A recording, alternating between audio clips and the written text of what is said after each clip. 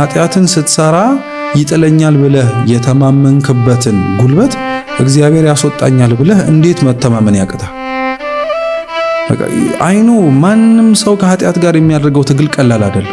ማንም ሰው ቅዱስ ጳውሎስ እንዲያውም እስከ ደም ጠብታ መፍሰስ ድረስ ነው ታገሉ የሚለው። በጣም ከባድ ነው። እውነቴን ነው የምልህ። ለምን ኃጢአት መምጫ መንገዱ እንደ በሽታ የሚታወቅ ብቻ አይደለም። ባልጠበቅከው መንገድ ነው ኃጢአት የሚጥልህ።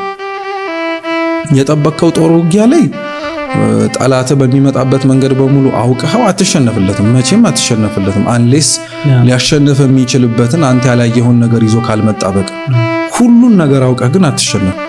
ኃጢአት ማለት እንደዛ ነው። መቼ እንደሚጥልህ እንዴት እንደሚጥልህ አታውቅም። ኃጢአት ውስጥ ግን እኛ የረሳነው ኪወርድ ምን መሰለህ? በኃጢአትህ ውስጥ ግን ከመውደቅህ ባለፈ የምትነሳበትን መንገድ እዛው ውስጥ አለልህ። አይገርምም? እና ኃጢአትን እንደዚህ አይነት ነገር አንረዳውም እኛ። ኃጢአት ሰዎችን ከእግዚአብሔር እንደምታርቃቸው እንደምታሳጣቸው አምላካቸውንም ጭምር በዛው መንገድ ውስጥ ግን ያጣኸውን እግዚአብሔርን እና የበደልከውን አምላክህን እውነት ልቡናህ ኃጢአቱን እየጠላ ማረግ ግን አቅቶት። አሁን አንዳንድ ወንድም እህቶቻችን እንደዛ ስላሉ ማረጉን እንኳን አይፈልጉት ግን they can't control themselves በቃ I can't ምናምን ይላሉ። እሱ ስሜት ውስጥ ካለ no hands down ትወጣለህ የሆነ ጊዜ